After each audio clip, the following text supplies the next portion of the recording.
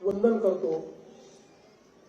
आज या रक्षाबंधनाच्या कार्यक्रमामध्ये मंचावर उपस्थित असलेले आपल्या जिल्ह्याचे पालकमंत्री आणि भाजप मुंबईचे अध्यक्ष सन्माननीय आशिष शेलारजी, आमदार मिहिर कोटेचाजी, आमदार पराग शहाजी, माजी खासदार मनोज कोटकजी, माजी मंत्री प्रकाश मेहताजी, श्री प्रभाकर शिंदेजी, दीपक दळवीजी, श्याम सावंतजी, मंगेश सागळेजी, लालबहादूर यादवजी, मंचावर उपस्थित असलेले सर्व मंडलाध्यक्ष, पदाधिकारी आणि समोर उपस्थित असलेल्या माझ्या सर्व लाडक्या बहिणींनो आणि त्यांच्यापेक्षा किंचितच कमी लाडक्या भावांनो,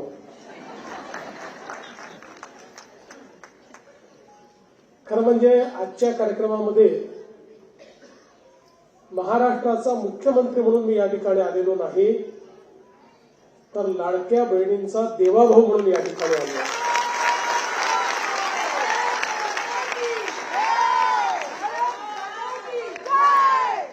ज्याच्या मागे एवढ्या बहिणींचं साकडं, त्याचं कोण काय करू शकेल वाकडं?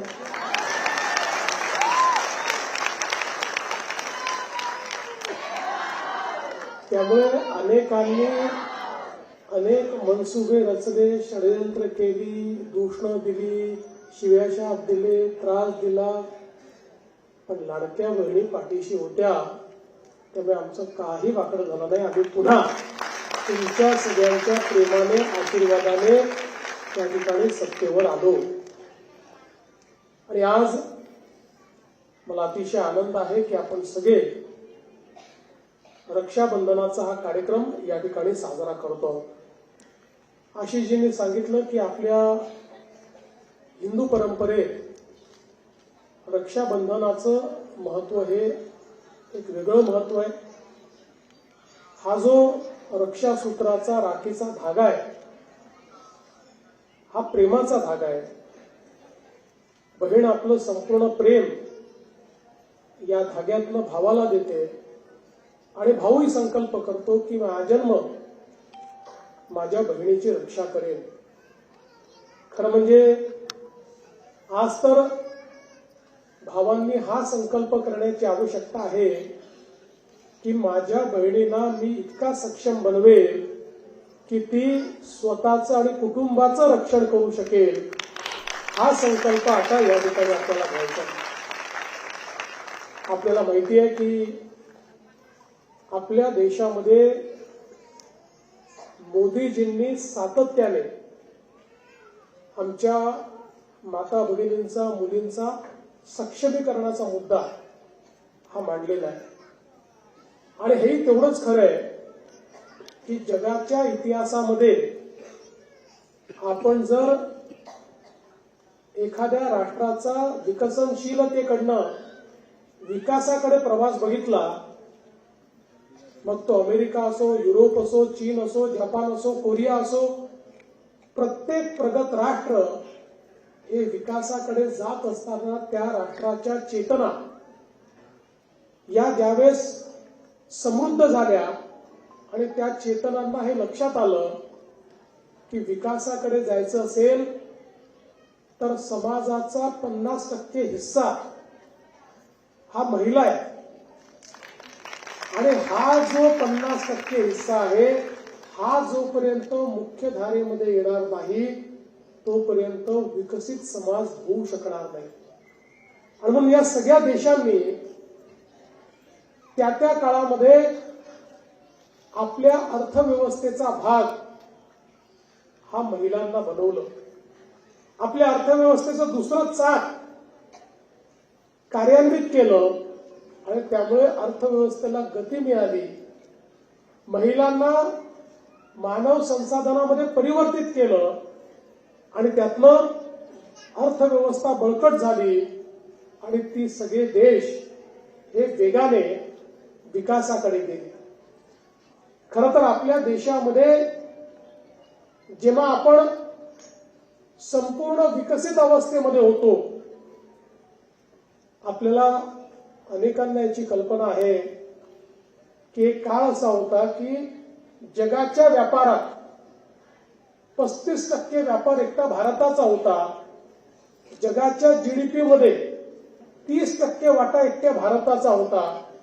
अशा काळातला जो भारत आहे त्या भारताकडे आपण बघितलं तर त्या भारतामध्ये पुरुषांएवढाच सन्मान हा स्त्रियांना होता.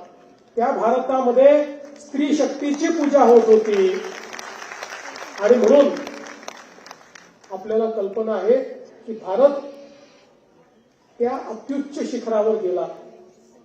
आणि आपण बघा भारताचं पतन कुठे आहे? भारताचं पतन दोनच गोष्टींमध्ये आहे.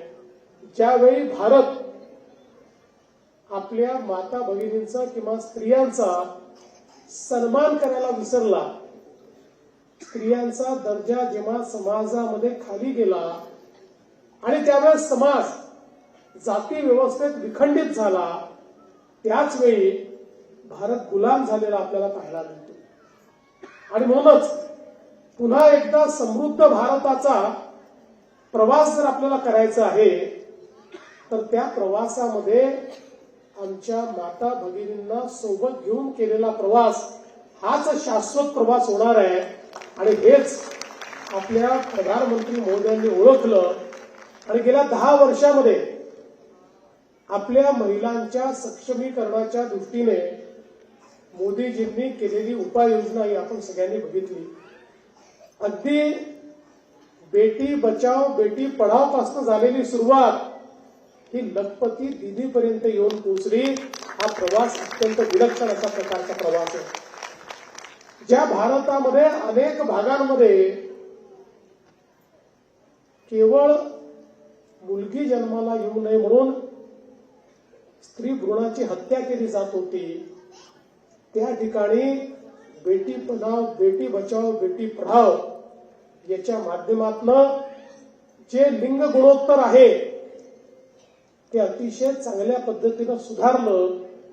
अनेक ठिकाणी तर 1000 पुरुषांच्या मागे 800 पर्यंत महिलांची संख्या आली होती. आणि त्याच्यामुळे किती अडचणी तयार होतात आपण बघा. त्याच्यामुळे काही ठिकाणी लग्नांच्या समस्या निर्माण झाल्या होत्या, परिवाराच्या समस्या निर्माण झाल्या होत्या. त्यातनं महिलांच्या विरुद्ध ज्या काही लैंगिक अत्याचाराच्या घटना होतात त्या घटनांमध्ये वाढ होती, ट्रॅफिकिंगमध्ये वाढ झाली होती. अशा सगळ्या गोष्टी या ज्यावेळेस हे गुणोत्तर कमी होतं त्यावेळेस तयार होतात. मोदीजींनी या संपूर्ण कार्यक्रमाच्या माध्यमातून गेल्या 10 वर्षामध्ये लक्षणीय याच्यामध्ये परिवर्तन केलेलं आपण बघितलं. आणि आमच्या मुलींकरता शिक्षणाची दारं उघडी केली, मुलींकरता अनेक योजना आणल्या. आज मला सांगताना आनंद वाटतो की मोदीजींनी आणलेल्या मुद्रा योजनेमध्ये 60% लाभार्थी या महिला आणि मुली आहेत. 60%. याचा अर्थ काय आहे? या करोडो आमच्या बहिणी मुद्रा योजनेच्या माध्यमातून गेल्या 10 वर्षामध्ये आपल्या पायावर उभ्या राहिल्या. गेल्या 10 वर्षात मोदीजींनी 25 कोटी परिवारांना गरिबीच्या बाहेर आणलं.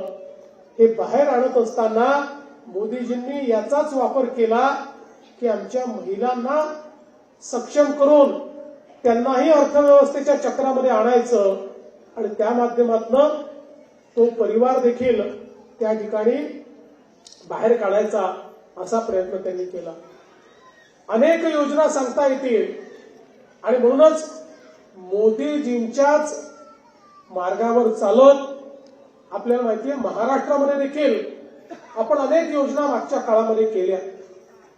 आणि मग त्याच्यामधली एक महत्वाची योजना आपली लाडकी बहीण योजना की ज्या योजनेच्या अंतर्गत आमच्या बहिणींना 1500 रुपये महिन्याला देणं आपण सुरू केलं.